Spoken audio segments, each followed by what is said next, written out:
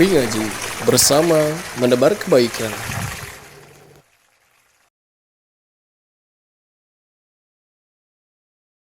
رب العالمين وبه نستعين على أمور الدنيا والدين والصلاة والسلام على أشرف الأنبياء وسيد المرسلين نبينا محمد وعلى آله وصحبه أجمعين اللهم لا علم لنا إلا ما علمتنا إنك أنت العليم الحكيم اللهم لا سهل إلا ما جعلته سهلا وأنت تجعل الحزن إذا شئت سهلا اللهم لا خير إلا خيرك ولا طير إلا طيرك ولا إله غيرك اللهم علمنا ما ينفعنا وانفعنا بما علمتنا وزدنا علما يا كريم أما بعد معاشر المسلمين jamaah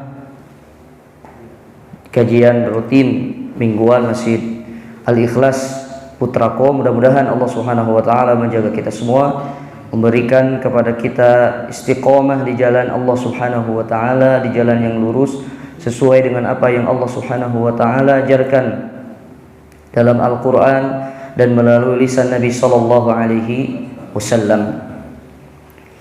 Pada malam hari ini Bapak dan Ibu sekalian, kita akan mulai kajian kita di tauhid yang sebelumnya memang sengaja saya sampaikan yang berkaitan tentang ilmu supaya menjadi penguat untuk diri kita semua bahwasanya kita masih tertuntut untuk selalu menuntut ilmu sampai kita mati, sampai kita meninggal dunia.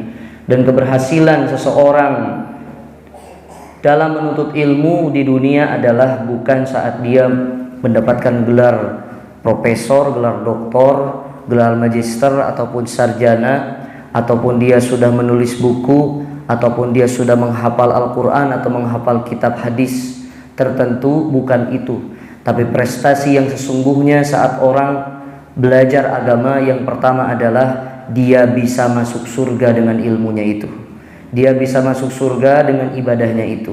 Jangan sampai kita beribadah kepada Allah Subhanahu wa taala tidak pakai ilmu yang akhirnya di depan Allah tidak ada nilai apapun yang ditulis untuk kita semua. Mudah-mudahan Allah Subhanahu wa taala memasukkan kita semua ke dalam surga Allah Subhanahu wa taala dan memberikan keberkahan hidup kepada kita di dunia maupun di akhirat. Baik, Bapak dan Ibu sekalian, sudah waktunya ini saya menjelaskan bab ini karena pas di Ushulul Tsalatsah atau di kitab yang sudah pernah kita khatamkan ada dua bab yang saya tinggalkan ya. Sengaja ditinggalkan karena memang bab ini luas dan perlu sedikit konsentrasi ya, perlu sedikit konsentrasi. Ari dulu mah kan ngejarna yang tereh beres gitu ya, padahal mah beres eta ge daya keneh pengajian mah gitu. Ya, muasab. Jadi Bapak Ibu sekalian, saya malam ini akan memulai atau kita akan mengkaji tentang beriman kepada takdir. Maka saya ingin ini pertemuannya kemungkinan tidak hanya malam ini, tapi nanti 5 kali pertemuan kita selesaikan bab takdir, karena ini penting. Kenapa Bapak Ibu sekalian? Biasanya kita di dalam runtutan beriman, rukun iman itu ada berapa? Tidak lupa kan? Ada 6. Rukun iman ada 6. Lamun hilap deui diajar di KTK. Beriman, rukun iman itu ada 6. Satu, beriman kepada Allah. Yang kedua, beriman kepada malaikat. Yang ketiga, iman kepada kitab-kitab Allah. Yang keempat, iman kepada Rasul. Yang kelima, iman yaumul akhir. Dan keenam, beriman kepada qada dan qadar ya, kepada qada dan qadar. Baik.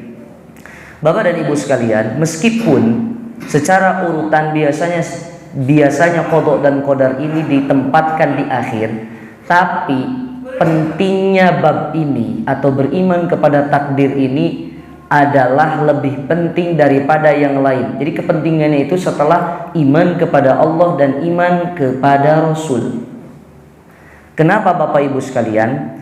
Seseorang banyak sekali tergelincir di dalam masalah takdir, maka rububiyah dan uluhiyah masih kena imut tauhid rububiyah tauhid rububiyah dan tauhid uluhiyah, intinya ketauhidan dia kepada Allah Subhanahu wa taala, ataupun dengan cara dia meyakini bahwasanya Allah itu sang pencipta, sang pemberi rezeki, sang pengatur alam semesta, itu tauhid rububiyah. Dan dia meyakini bahwasanya saat dia beribadah semata-mata hanya mengharap ridho Allah Subhanahu wa taala. Itu artinya banyak orang yang ruku dan sujud karena Allah, tapi dia tergelincir dalam masalah takdir. Hati-hati. Makanya seperti diakhirkan, seperti tidak penting, tapi bukan berarti tidak penting. Justru ini lebih penting setelah kita beriman, mengenal iman kepada Allah dan mengenal iman kepada Rasulullah SAW. Kenapa Bapak Ibu sekalian, beriman kepada takdir ini menjadi hal yang penting bagi kita? Atau kenapa ditempatkan setelah beriman kepada Allah dan beriman kepada Rasulullah? Kepentingnya itu, ya, urgensinya itu. Karena di dalam takdir itu ada sebuah rukun. Rukun takdir itu ada 4. Makanya tidak bingung ya, harus disampaikan. Makanya kita pasang, kalau yang bawa catatan mencatat, yang membawa kesininya pikiran dan kepala, mohon tenunutan. Kayak bisa salah paham, ini masalah takdir ya. Ada yang disebut dengan al-kitabah, ada yang disebut dengan al-iradah atau al-masyiah, ada yang disebut dengan al-khalq. Kemudian ada juga yang disebut dengan al-kitabah, al-khalq, al-masyiah. Kemudian satu lagi saya lupa, astagfirullah. Ada yang disebut dengan al-kitabah, al-masyiah.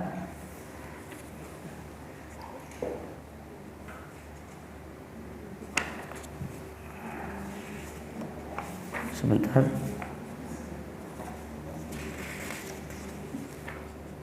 Al-ilm, ilmu, kitabah, masyiah, al-khalq.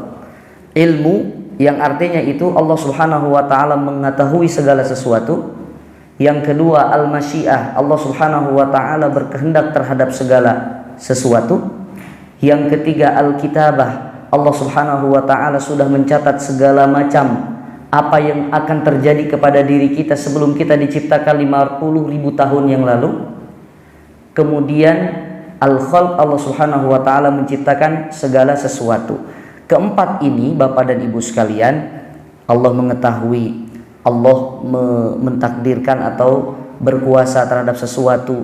Kemudian Allah Subhanahu wa taala mencatat takdir manusia sebelum Allah menciptakan manusia tersebut. Kemudian Allah menciptakan itu semua, ya, menulis dan yang lain sebagainya adalah amalan Allah Subhanahu wa taala dan sesuatu yang harus kita yakini. Kalau misalkan ada orang yang dia itu yakin Allah yang menciptakan sesuatu, paham ya? Allah yang menciptakan sesuatu, dia yakini Allah itu menciptakan segala sesuatu. Tapi saat ada sesuatu yang hilang darinya, dia tidak terima. Berarti dia itu belum beriman secara rububiyah. Maka cacatlah iman dia kepada Allah yang dia meyakini Allah itu menciptakan sesuatu. Kade, Allah itu bisa menciptakan sesuatu dan bisa mematikan sesuatu. Allah bisa mengadakan sesuatu dan Allah bisa meniadakan sesuatu, termasuk kita. Allah bisa menciptakan kita dan Allah juga bisa mematikan kita.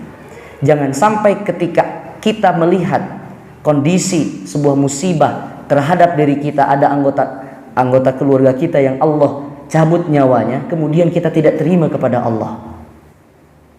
Berarti Pak, keyakinan terhadap takdirnya kurang, secara otomatis berpengaruh terhadap keimanan dia kepada siapa? Kepada Allah. Nanti itu diulas, nanti ilmu itu diulas. Baik. Fenomena yang terjadi sekarang itu Pak, banyak yang seperti ini. Berarti lamun kitu mah cenanya, kalau seperti itu urang teh sana teu kudu ibadah. Aya nu kitu Pak. Nah, cenah teu kudu ibadah. Soalna ahli neraka jeung ahli surga teh geus ditangtukeun ku Allah. Ahli surga dan ahli neraka itu Pak sudah ditentukan oleh Allah siapa penghuninya sekarang itu.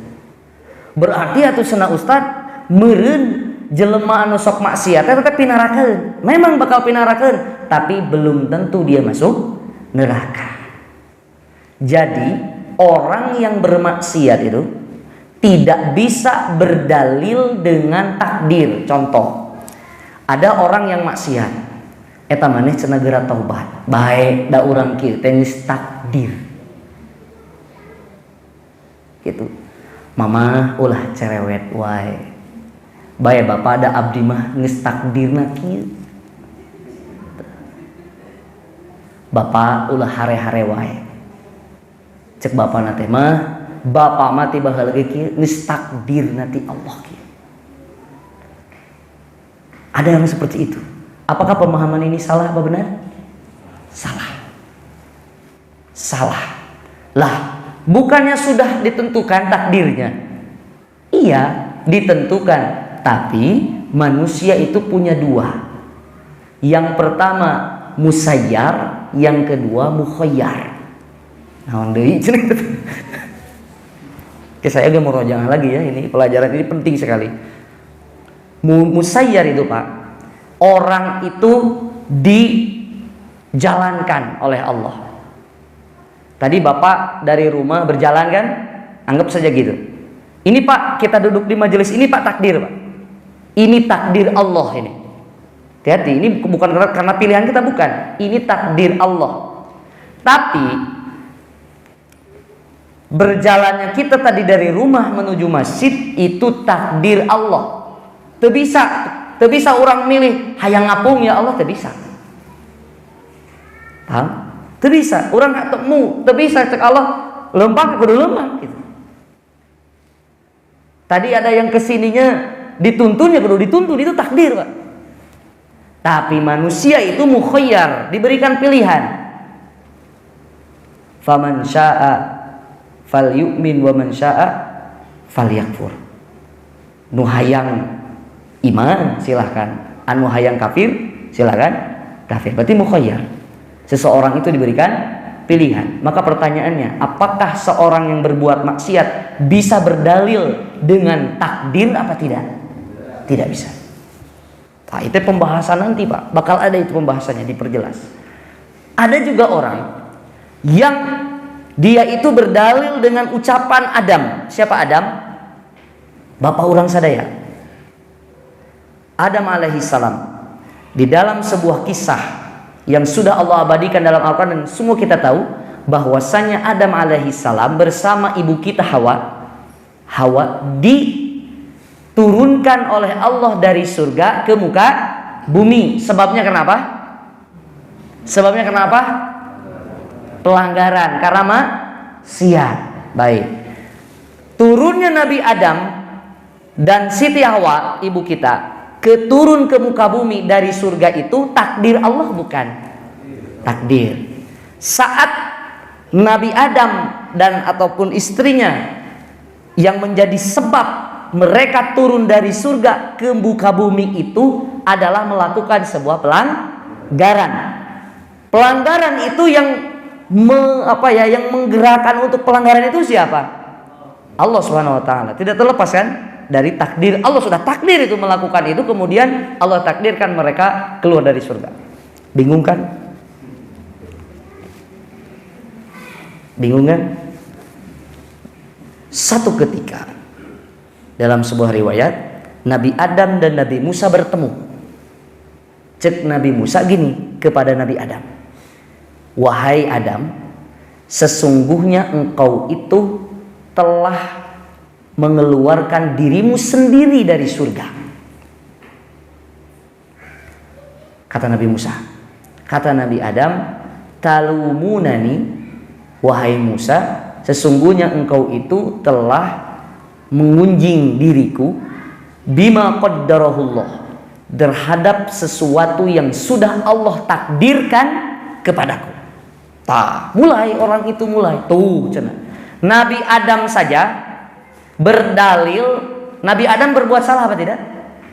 Berbuat salah. Dia melakukan sebuah pelanggaran dengan istri itu, berperilaku pelanggaran atau melakukan pelanggaran yang akhirnya Allah pindahkan mereka dari surga ke bumi, kan gitu. Nah, Tapi Adam itu Pak bukan berhujah atau beralasan saat bilang, wahai Musa, sesungguhnya engkau telah mengatakan sesuatu kepadaku yang itu merupakan hal yang sudah Allah takdirkan. Nabi Adam itu Pak bukan bicara gini Pak, bukan bicara gini. Nabi Musa, bukannya aku melakukan pelanggaran itu sudah takdir dari Allah? Bukan itu Pak yang dimaksud. Tapi yang dimaksud dengan takdir Allah yang di sana itu bahwasanya Adam mengatakan bahwa dia dipindahkan dari surga ke dunia itu merupakan takdir Allah. Berarti Nabi Adam itu tidak menggantungkan kepada takdir dia melakukan pelanggaran, tapi atas musibah yang dia alami. Contoh misalkan ya, ini contoh saja. Ini contoh saja. Orang yang cilok gitu ya, cilok dengan cimol. Cimol itu kan pakai cai panas, betul nggak Bu? Betul nggak? Buat cimol itu aci dibanyur pakai air panas. Tapi salah buat, ya pakai cai tiis. Akhirnya pasti goreng ngebleduk, kan gitu ya? Si Ustad apalan soknya nabi oke. Jadi apa? Ya ngambil dulu kan gitu. Bukan jadi cimol, jadinya cimol bojot kan gitu. Oke. Terus kita bilang gini, saat bilang gini, ya Allah, takdirnya itu adalah nah cenah ente bisa jadi gagal gitu. Soalnya geus takdir saya salah. Geus takdir saya salah. Harusnya dia bilang, apa yang menjadi musibah? Apa yang menjadi musibah itu si cimol itu terjadi cimol, itu satu. Musibahnya yang kedua adalah ngabeleduk, ya ngabeleduk, kecepretan minyak panas, itu kan musibah yang dialami. Dia itu merasa bahwa yakin di dalam dirinya bahwa aku itu yang dimaksud dengan takdir itu adalah atas musibah yang aku alami. Sedangkan kesalahanku yang tadi memang takdir, tapi itu sebuah pilihan. Mulai tekaros kan ya? Baik.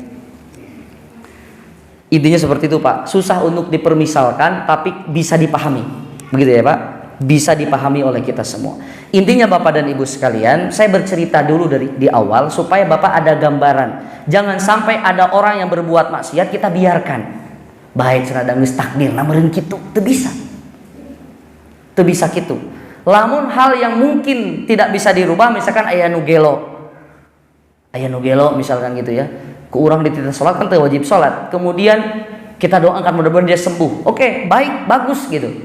Tapi itu kan bukan di tangan kita. Teu bisa kan ku urang bisa diikhtiar obat, tapi kan Allah yang menentukan. Tapi kalau orang yang berbuat maksiat itu kan bisa dirubah. Orang non muslim bisa jadi muslim kan gitu. Orang yang tara sholat bisa jadi sok sholat gitu kan. Orang yang dulunya tara kurban bisa jadi kurban kan gitu. Ya kan itu kan sesuatu yang dirubah. Jadi panitia kurban jangan eleh geleng. Ulah eleh geleng, ulah eleh igel. Non? Ulah eleh igel, eleh geleng kan gitu ya. Lamun aya tetangga orang nu tara kurban setiap tahun, ajakan deui. Panitia jangan seperti ini. Bahaya da meureun si takdirna eta masih eta mah kitu, teu bisa kitu. Dia punya uang tapi tidak pernah kurban. Da geus takdirna meureun kitu ti Allah teu bisa kitu. Bisa Pak, diusahakan. Ada orang yang tidak mampu secara finansial. Kita tidak ajak bae cenah eta mah da geus takdirna miskin, teu bisa kitu. Bisa jadi ada yang mere duit kan gitu kan. Ada yang membiayai kemudian dia punya tabungan banyak. Miskin secara finansial, perutnya kosong, tapi ternyata selama ini dia menabung untuk memikirkan perut orang lain kan gitu. Betul nggak Pak? Kan bisa jadi. Kan banyak orang makan ibadah teh Pak, Bu maksakeun di mana-mana oke. Lamun teu maksakeun mah moal pernah aya wujudna. Betul nggak? Jelema mah kan loba godaan. Boga duit 1 juta, 2 juta, tut dipakai balanja beak. Coba lamun maksakeun 1 juta, simpen kanggo kurban kan gitu. Titipkeun ka Pak Hermawan, Pak ieu Pak kanggo kurbanan gitu. Harusnya seperti itu gitu. Da ibadah mah harus dipaksa. Lamun teu maksakeun moal pernah terwujud Pak. Seperti itu ya. Baik, saya dukung ini. Kurban, bismillah. Baik. Sekarang Pak, pertemuan ini akan kita bahas apa bedanya pengertian qada dan apa qada dan apa qadar. Dan kenapa ada yang menyebutkan hanya satu qadar saja dan menyebutkan qada saja. Baik. Bapak dan Ibu sekalian, kita mulai dari kalimat qada dan qadar. Qada dulu. Qadaun. Qadaun secara bahasa memiliki beberapa makna. Yang pertama, qada itu bisa artinya mewajibkan. Yang kedua artinya bisa memutuskan. Dan yang ketiga artinya bisa menyempurnakan atau menyelesaikan. Jadi punya 3 makna. Yang pertama memutuskan, qada. Makanya hakim itu disebut qadhi. Ari qadhi teh yang memutuskan sesuatu. Nah, qadhi kan gitu. Qadhi teh hakim.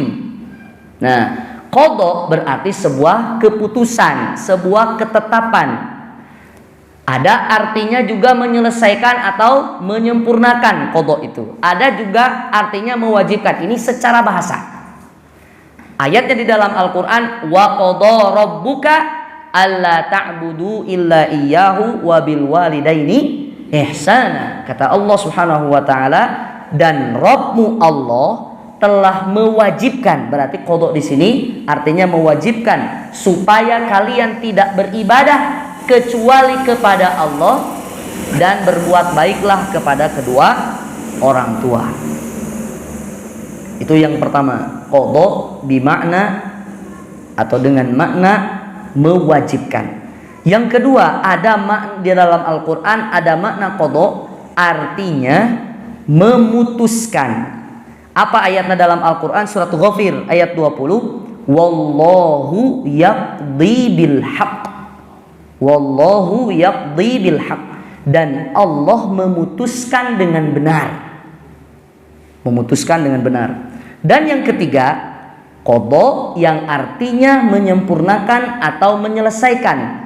Ada di dalam surat Al-Baqarah ayat 200. Fa'idha, dalam ayat haji ya. Fa'idha qadaitum manasikakum fadhkurullaha kadzikrikum aba'akum au asyadda dzikra. Maka apabila kalian telah menyelesaikan manasik haji kalian, hendaklah kalian mengingat Allah seperti kalian mengingat bapak-bapak kalian atau lebih banyak. Artinya, Bapak Ibu sekalian, di dalam Al-Quran ada kalimat qada yang artinya dengan 3 makna ini. Itu secara bahasa.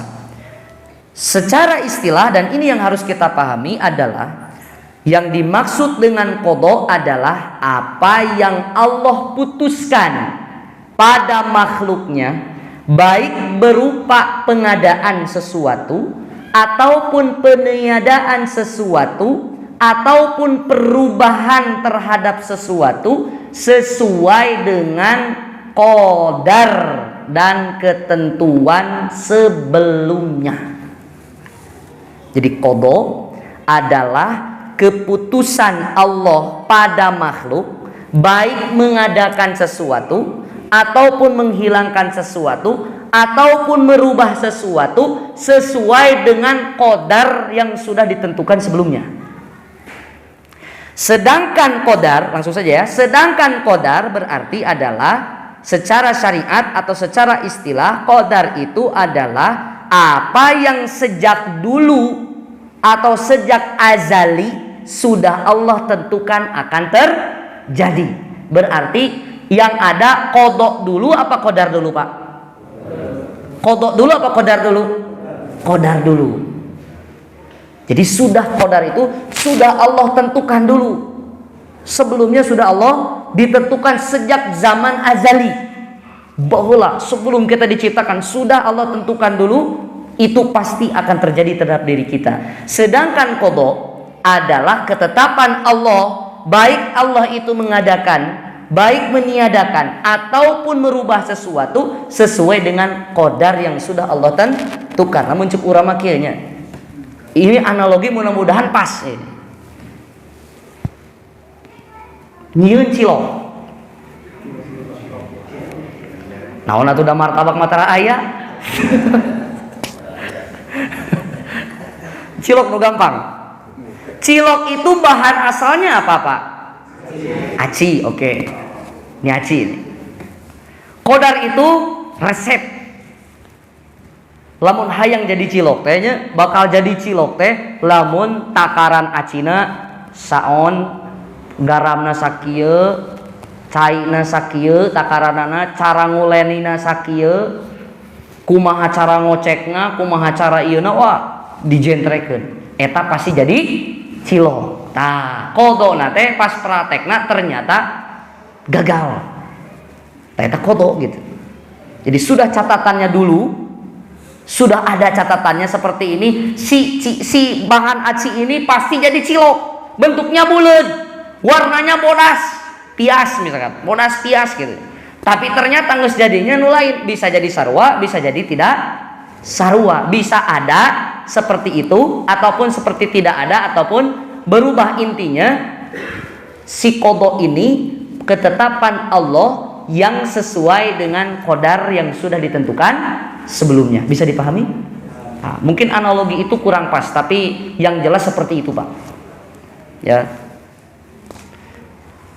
Baik.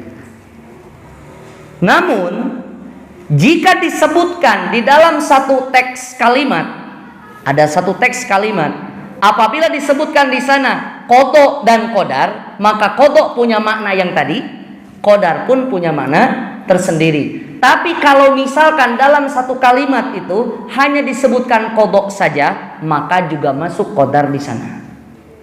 Kalau misalkan disebutkan qadar saja, maka qada pun masuk di sana. Kahartos? Sehingga iman Islam.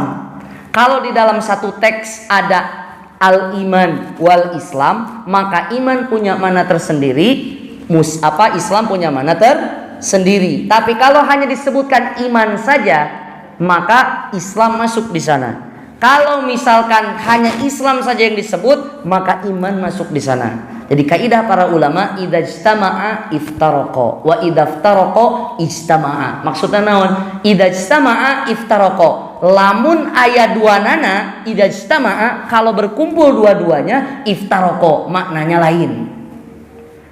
Wa idza ijtama'a wa idza iftaraqa ijtama'a. Kalau misalkan berpisah, tidak bergabung, ijtama'a, makna dua makna itu ada dalam satu hal itu gitu. Lamun cukurama, lamun aya imam pasti kalau aya imam muadzin berarti itu imam-imamna ieu muadzinna. Kalau tidak ada muadzin berarti imam lagi jadi muadzinna gitu. Kalau tidak ada imamnya hanya muadzin berarti muadzin itu juga jadi imamnya misalkan gitu. Paham tuh? Baik. Ada pertanyaan berkaitan tentang makna qada dan qadar? Oke, baik. Berarti pahamnya?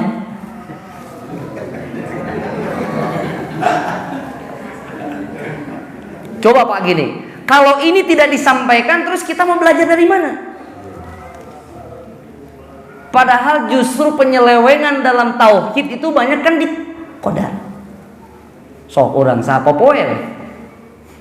Dan nanti akan kita bahas kenapa iman bil qada'i wal qadar itu penting, karena banyak hubungannya itu dengan makhluk.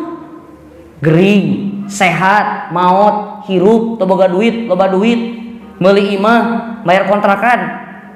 Kan gitu. Itu semuanya itu kan hubungannya dengan kehidupan kita. Kalau misalkan kita tidak bisa memaknai iman itu, iman bil qada' wal qadar, bisi salah langkah, Pak. Kita tuh salah langkah. Budak orang gering sudah ke dokter 3 kali teu bener. Kemudian setelah itu kita biarkan meureun geus takdirna budak kita gering teu bisa gitu. Ada satu ikhtiar. Kan gitu. Ada satu ikhtiar sama seperti bapak-bapak ini. Kemudian di dalam Al-Qur'an atau dalam hadis Nabi SAW ada dalil beriman kepada qada dan qadar Allah Subhanahu wa taala di berbagai ayat dan berbagai hadis Nabi SAW. Di antaranya satu, Allah Subhanahu wa taala berfirman, "Inna kulla syai'in khalaqnahu biqadar." Sesungguhnya kami telah menciptakan segala sesuatu dengan ketentuan. Kami telah menciptakan segala sesuatu dengan ketentuan. Dengan ayat ini saja Pak, saat ada sesuatu yang menimpa diri kita, baik itu baik ataupun itu buruk, maka kalau kita sadar dengan ayat ini, inna kulla syai'in khalaqnahu biqadar, maka tidak ada yang pernah kita menyalahkan Allah. Biqadar, dengan takdir. Termasuk harta yang kita miliki. Makanya saya sering sampaikan itu. Makanya kan ada istilah bahwa kita ke dunia itu gini Pak, karena kan itu takdir Allah. Jadi kalau misalkan kita terlalu fokus kepada dunia, akhirnya gini, ini saya ingin mempertahankan biar warung saya ini tetap laku misalnya gitu ya. Kalau tukang warung, ini saya pertahankan biar warung saya ini tetap laku. Ikhtiar kita caranya adalah menolak orang yang berhutang. Ya, stop. Eueuh cenah. Eueuh nu nganyuk. Poe ayeuna mah, please. Weekend. Piraku atuh cenah weekend ari jajan ka Jarum di sana. Bisa cash tapi ka warung cenah ka tetangga nganyuk. Tah eta ikhtiar urang, Pak. Ikhtiar kita mau bangkrut ataupun tidak bangkrut itu mah urusan siapa? Urusan Allah. Tapi kade saat orang bangkrut cenah naha cenah warung teh tutup, heueuh cenah eta tah gara-gara nate tah. Aya bahasa gitu, gara-gara nate tatangga nu mayar hutang. Kade bisa jadi dalil bapak jeung ibunya. Ibu atuh cenah abdi teh ikhtiar teh ngareh teu bangkrut. Nu ngabangkrutkeun nyusakeun mah Allah, Bu. Kade eta teh nyarekan tukang warung teh. Lain anu ngahutang. Kade cenah gitu. Kade balik bicara kan? Bukan seperti itu juga konsepnya gitu. Di antara ikhtiar seseorang itu ya caranya seperti itu, misalkan kalau tukang warung gitu. Ini contohnya. Ya, contohnya. Baik. Jadi inna kulla syai'in khalaqnahu biqadar. Kemudian di dalam surat Al-Furqan, Allah juga berfirman, "Wa khalaqa kulla syai'in faqaddarahu taqdira." Dan Dia menciptakan segala sesuatu, maka Dia pun menentukan dengan sebenar-benarnya penentuan. Sekali lagi, Dialah Allah yang menciptakan segala sesuatu, maka Dia pun, yaitu Allah lah yang menentukan dengan sebenar-benarnya penentuan. Maka saat kita mendapatkan sesuatu dari Allah, dihadapkan dengan sesuatu, Allah ciptakan sesuatu di depan mata kita yang itu menjadi sebuah hal yang berat untuk diri kita, Bapak dan Ibu sekalian, yakinlah bahwasanya yang ada di mata kita itu adalah yang terbaik buat diri kita. Jadi moal aya nu ngeluh, aing cenah boga pamajikan teh, tah moal kitu kan. Qadarullah. Allah takdirkan dia untuk saya. Nah, gitu. Aing mah cenah eta boga salah kita ya Allah, Ibu. Hari-hari we itu terang mereh duit. Gitu. Mulai itu gitu, qadarullah wa masyafa'at. Takdir. Kalau kita sudah yakin dengan ketentuan dan ketetapan Allah, kita jalani, kita nikmati saja. Begitu ya, Pak? Baik, kan lolobana gitu. Dan manusia itu kan standar ganda, Pak. Kenapa standar ganda? Saat dia mendapatkan nikmat ke Allah terus, alhamdulillah. Tuh, Allahumma cenah gitu. Tapi saat ada musibahnya, Allah mah kitu, dah cenah kan gitu. Kartos deh, Pak. Kenapa tidak seimbang? Kenapa dia ketika mendapatkan nikmat bilang alhamdulillah, tapi saat mendapatkan musibah dia tidak alhamdulillah? Padahal Nabi mengajarkan itu. Kalau kita mendapatkan nikmat, apa yang diucapkan? Alhamdulillahilladzi bi ni'matihi tatimmu as-shalihat. Alhamdulillah, segala puja bagi Allah, alladzi bi ni'matihi, yang dengan nikmatnya tatimmu shalihat. Kesolehan itu sempurna. Kalau kita mendapatkan musibah, alhamdulillahi ala kulli hal. Alhamdulillah, segala puja bagi Allah, Allah kulli hal, bagaimanapun keadaannya kan alhamdulillah. Kembalinya kepada siapa? Kepada Allah. Da urang mah standar ganda wae. Ari pas bahagia kadang teringat ke Allah, ari pas mendapatkan musibah kadang ingat ke Allah, teh balik. Kalau sudah mendapatkan nikmat ke Allah teh, ya Allah, cenahkan gitu. Tapi saat mendapatkan keburukan, dia tidak ingat Allah, bahkan dia menyalahkan Allah Subhanahu wa taala. Kemudian yang selanjutnya dan terakhir ini, dan banyak lagi ya, sebetulnya banyak dalam Al-Qur'an yang berkaitan tentang takdir. Saya bacakan yang ayat yang terakhir, wa kana amrullah wa kana amrullahi qadaran maqdura, dan perkara Allah adalah ketentuan yang sudah ditakdirkan, dan perkara Allah adalah ketentuan yang sudah ditakdirkan. Baik, sudah azan? Tacan? Baik. Kemudian dari hadis Nabi Shallallahu Alaihi Wasallam, di dalam hadis yang diriwayatkan oleh Imam Muslim, hadis yang panjang, yaitu hadis Jibril, disebut hadis Jibril. Pada saat itu Jibril menampakkan dirinya, tapi bukan wujud Jibril asli, tapi dalam wujud seorang sahabat. Datang kepada Rasulullah SAW, bertanya kepada Rasulullah SAW yang waktu itu disaksikan oleh sahabat Umar bin Khattab radhiyallahu taala anhu. Beliau, Nabi SAW ditanya oleh Jibril pada saat itu, wamal iman, dan apa iman itu? Al-imanu an tu'mina billahi wa malaikatihi wa kutubihi wa rusulihi wal yaumil akhiri wa tu'mina bil qadari khairihi wa syarrihi. Kata Nabi SAW menjawab pertanyaan itu, engkau beriman kepada Allah, kepada malaikat-malaikat Allah, kepada kitab-kitab Allah, kepada rasul-rasul Allah, kepada hari akhir, dan engkau beriman kepada takdir yang baik maupun takdir yang buruk. Kemudian di dalam hadis yang lain Nabi Shallallahu Alaihi Wasallam bersabda, kullu syai'in biqadarin hatta al-ajzu wal kaisu. Segala sesuatu dengan takdir sampai ketidakmampuan dan kecerdasan yang Allah berikan. Adapun juga dalil yang menguatkan tentang beriman kepada takdir selain Al-Quran, selain hadis Nabi Shallallahu Alaihi Wasallam, juga dari ijma'nya para ulama, dari ijma'nya kaum muslimin. Kaum muslimin bersepakat bahwa beriman kepada takdir Allah adalah wajib, dan bahwasanya orang yang mengingkari takdir Allah maka dia telah keluar dari agama Islam. Dari Abdullah ibnu Umar radhiyallahu anhuma, ketika mendengar tentang munculnya orang-orang yang mengingkari takdir dan bahwasanya kejadian terjadi dengan sendirinya tanpa takdir, apa yang Ibnu Umar katakan, fa idza laqita ulaika fa akhbirhum anni bari'um minhum.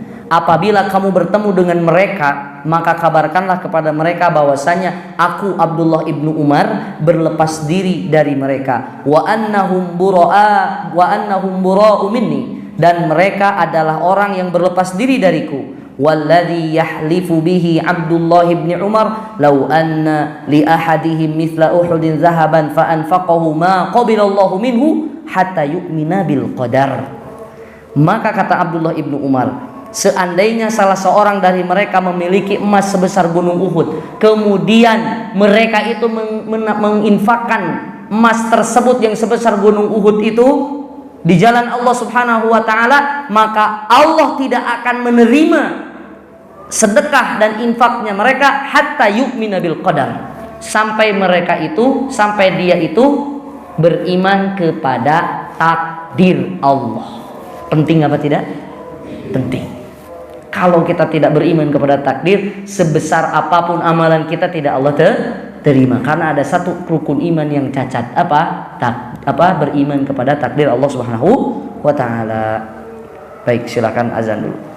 Alhamdulillahirabbil alamin wa bihi nasta'in wa ala umuri dunya waddin wa ala alihi wa sahbihi ajma'in wa man tabi'ahum bi ihsanin ila yaumiddin, amma ba'd. Kemudian Bapak dan Ibu sekalian, sebentar kita akan lanjutkan waktu 5 menit insyaallah. Beriman kepada takdir itu memiliki kedudukan yang tinggi, sebagaimana yang sudah kami singgung tadi, bahwa iman kepada takdir Allah memiliki kedudukan yang tinggi di dalam agama Islam. Di antaranya adalah yang pertama, beriman kepada takdir Allah Subhanahu wa taala itu termasuk di antara 6 rukun iman yang wajib diimani oleh kita semua dan merupakan pokok akidah. Maka seseorang jika tidak yakin dengan iman kepada takdir Allah, maka tidak sah iman seorang hamba itu. Jadi iman tidak akan sah kalau tidak ada salah satu dari 6, termasuk saat dia tidak beriman kepada takdir Allah. Kemudian kenapa takdir atau beriman kepada takdir Allah Subhanahu wa taala itu merupakan sesuatu hal yang penting, yang selanjutnya adalah karena beriman kepada takdir Allah Subhanahu wa taala yang mencakup di dalam takdir beriman kepada apa? Yang mencakup di dalam beriman kepada takdir itu yang pertama ilmu Allah, kehendak Allah, penulisan Allah atau ketetapan Allah, kemudian penciptaan Allah. Yang keempat ini semuanya merupakan bagian dari tauhid rububiyah. Karena Allah Subhanahu wa taala yang bisa atau kita meyakini bahwasanya Allah itu menciptakan, bahwasanya Allah itu mengatur dan mengurus, dan saat seorang itu pun beribadah kepada Allah tidak akan sempurna ibadahnya kecuali dia yakin dan paham betul bagaimana beriman kepada takdir Allah. Jadi kalau dengan secara singkatnya gini, orang yang tidak beriman kepada qada dan qadarnya Allah atau tidak beriman kepada takdir, maka cacatlah rububiyah dan uluhiyahnya dia. Ketauhidan itu dari sisi itu dia cacat. Kenapa? Karena tidak percaya terhadap takdir. Baik. Kemudian adapun yang beriman kepada qada dan qadar, maka akan terjaga tauhid rububiyah dan uluhiyahnya. Sahabat Abdullah ibnu Abbas di dalam sebuah perkataannya mengatakan al-qadaru nizamut tauhid.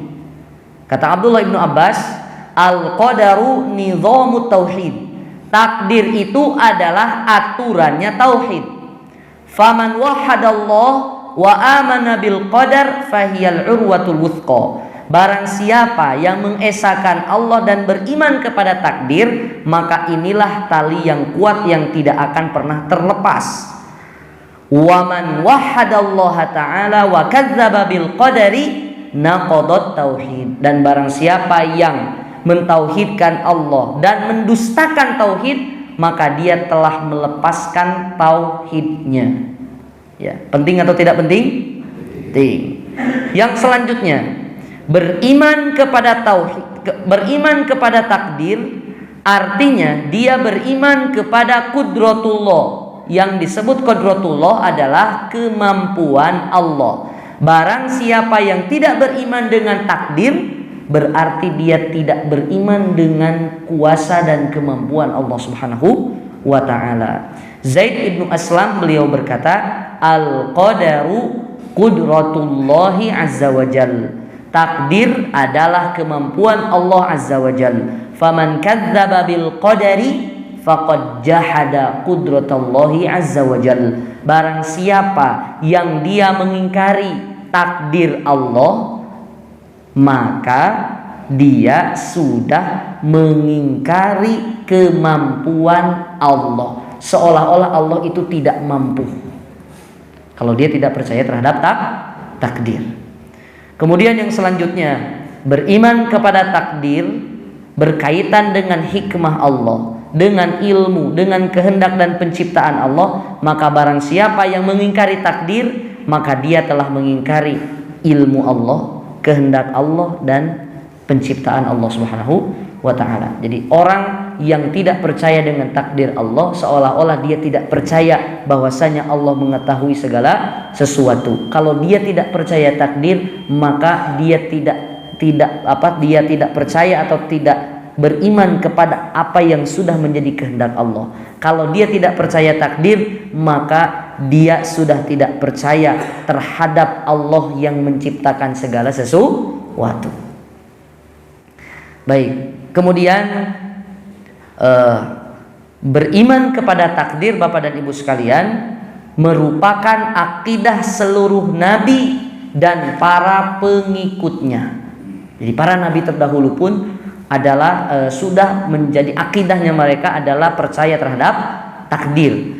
Bagaimana bagaimana Allah Subhanahu wa taala menceritakan tentang Nabi Nuh alaihi salam. Allah berfirman, qala innama ya'tikum bihillahu insya'a. Nuh berkata, sesungguhnya Allah lah yang mendatangkan tanda kekuasaannya apabila dia menghendaki. Nabi Nuh alaihi salam percaya bahwasanya Allah yang mendatangkan tanda kekuasaannya apabila Allah menghendaki. Itu takdir, bukan takdir. Jika Allah berkehendak, dia beriman kepada takdir. Kemudian menceritakan tentang kisah Nabi Ismail di dalam surat As-Saffat ayat 102. Allah Subhanahu wa taala berfirman, "Qala ya abati if'al ma tu'mar satajiruni insyaallahu minas sabirin." Saat Nabi Ismail hendak disembelih oleh bapaknya Nabi Ibrahim, Ismail berkata, "Wahai bapakku, kerjakanlah apa yang telah diperintahkan kepadamu. Niscaya engkau akan mendapatkan diriku termasuk orang-orang yang sabar apabila Allah berkehendak." Takdir.